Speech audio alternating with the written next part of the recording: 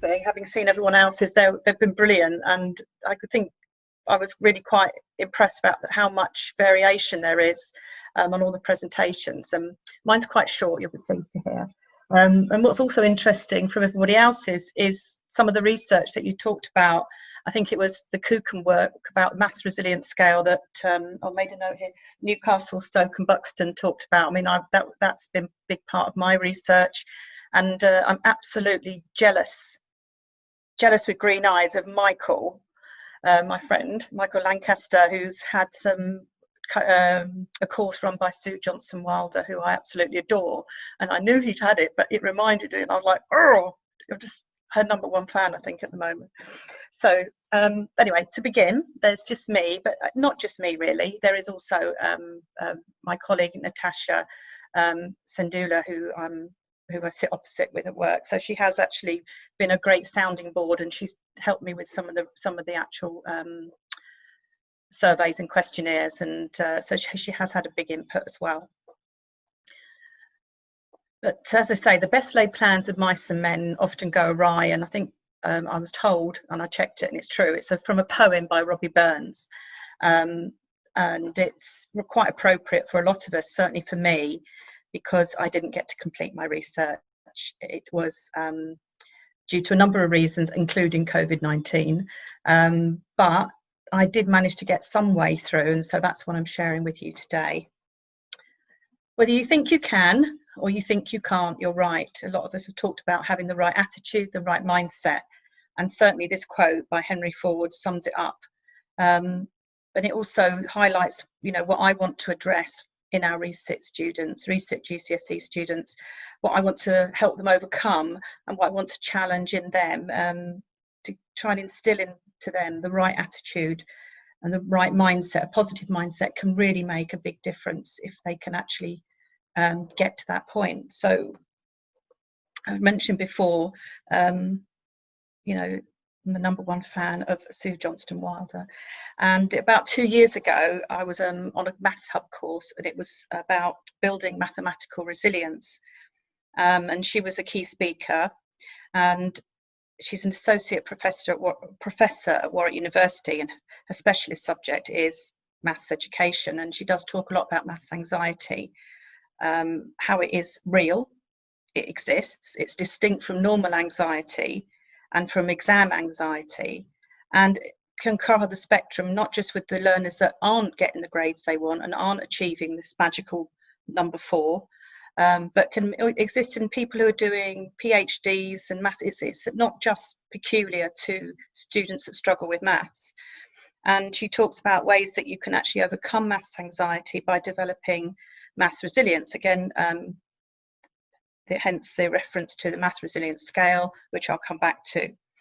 And she's done lots of studies and worked with lots of different big people, and she suggests that up to 80% of our learners have maths anxiety of some form or another at some time or another, and it is really quite debilitating.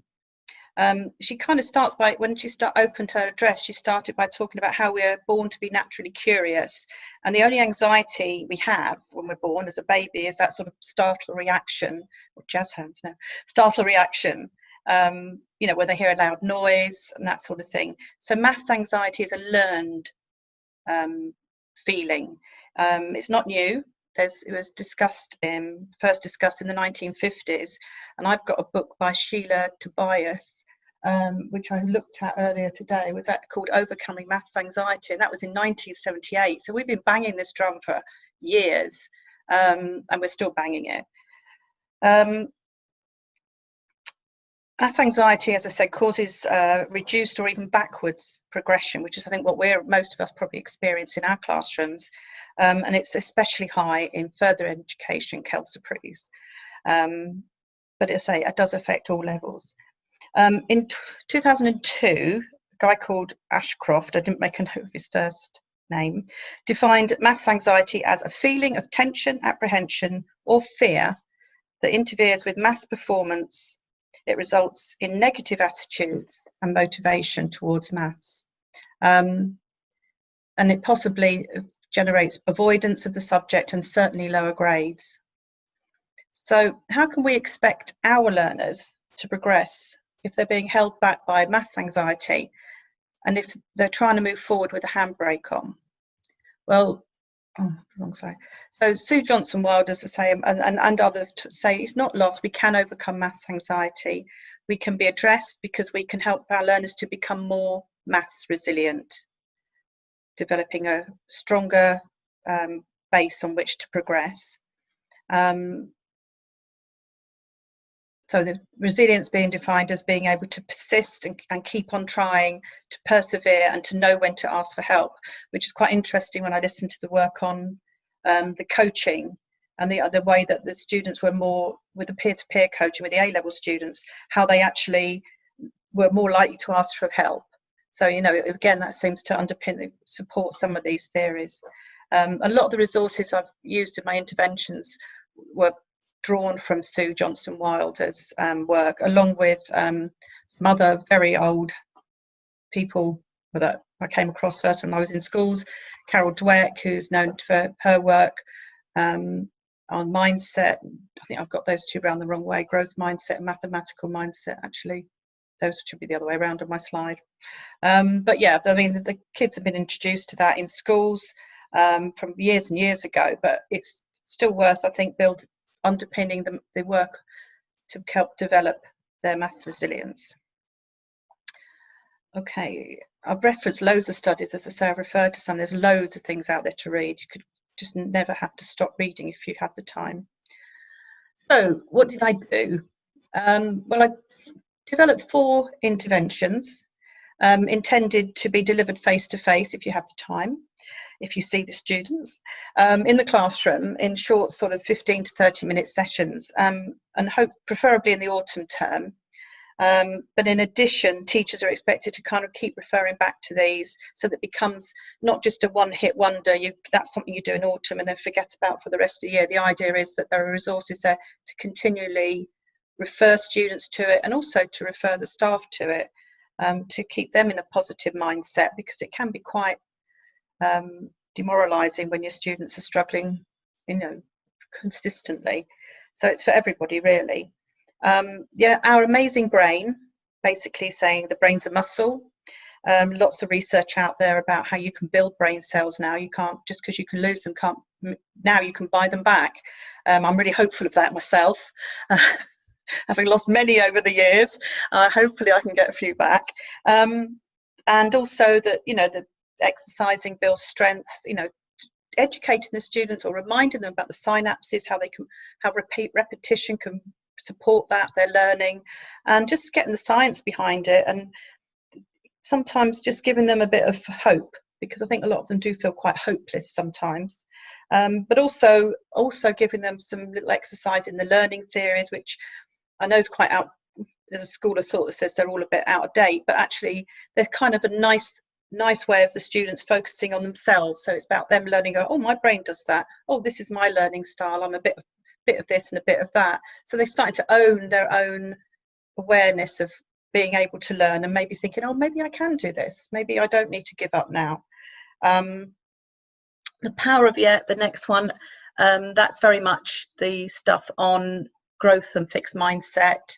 And there's the standard things that they can do there to try and see what their tendencies are, where they tend to lean, and maybe it's involved in, again, some group discussion between them, trying to figure out what they're like. You know, I'm like that. Oh yes, so am I. But we could be doing this. The conversations they can have, just learning about themselves. That's another little session on that. The Power of Yet being, I can't do this yet. And I actually this year gave out little cards to students, and I wouldn't help them if they say I can't do this. I wouldn't help them unless they said yet at the end, which worked quite well for some of my weaker groups. So I like the Power of Yet. The next intervention was this big target in the middle there, the comfort zone, the growth zone, the panic zone. This is really stuff that's come from my friend Sue Johnson Wilder, trying to, I've just got myself out of sync here, sorry. Lost a bit of paper. Oh no, here we go. 2, 3. yet. Sorry. I've called it getting out of the boring zone, because that's where nothing much happens. I think I've been there for quite a few years, and I think today I'm actually moving into that growth and learning zone, trying not to step into that panic zone at the end. So trying to encourage them to take that little step. It doesn't have to be a big step. There is a nice steady step in between to support them. And there's lots of strategies, lots of exercises and shared activities for them to explore where their comfort and boring zone is, how big it is, what is in the growth zone, and posters that can be put up around. But generally a lot of it is very much them discussing it and understanding it, and again owning it.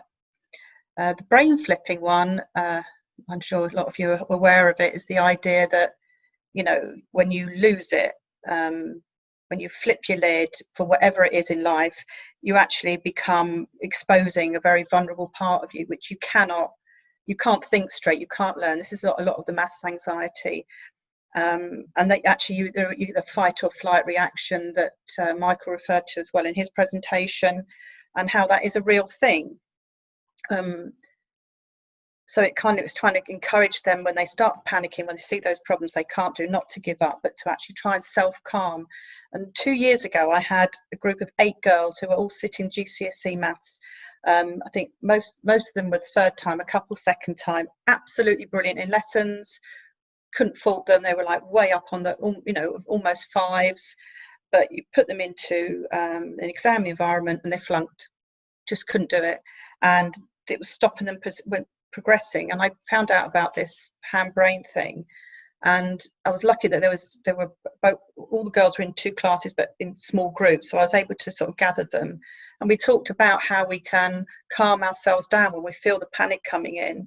And we talked about, and we started doing this, and they referred to it as their Tamagotchi, the old pet you used to have to look after about 10 years ago, and they found they used it in all parts of their life. And they actually used to sit there stroking their hand. At first they felt stupid, but they found they were doing it, and it helped to calm them down. And of them, 5 out of the 8 passed, and 2 were within a couple of marks. And bearing in mind they kept up in the edXL, were raising the marks. They should have passed if they'd not raised the marks so high. So that's anecdotal, there's no evidence there, but it gave, building on those things, you start thinking there may be some future here to develop the interventions. Didn't get a chance to actually implement the interventions, but we need evidence, we need data. So what I had was a baseline questionnaire, which was developed from that Kuchen's mathematical resilience scale, and I sort of simplified it and made it a little bit more workable from their big long list. The idea is to do a baseline survey via questionnaire and then repeat it after the interventions and see if there's any shift. And I did do the baseline, but I wasn't obviously able to do the rest. But even the baseline has given me some interesting feedback, data, which I'd like to share with you actually.